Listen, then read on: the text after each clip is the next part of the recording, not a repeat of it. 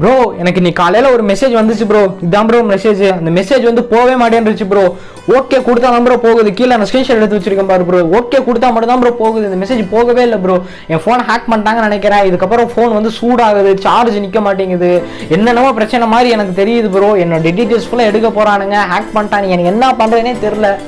போச்சு அவ்வளோதான் ப்ரோ அப்படின்னு இருக்கீங்க அப்படின்னா பதற வேணாம், பயப்பட வேணாம். இதை வந்து யாரும் ஹேக் பண்ணுறதுக்காண்டி இந்த ஒரு மெசேஜ், இந்த ஒரு அலர்ட் மெசேஜ் வந்து அனுப்பப்படலை.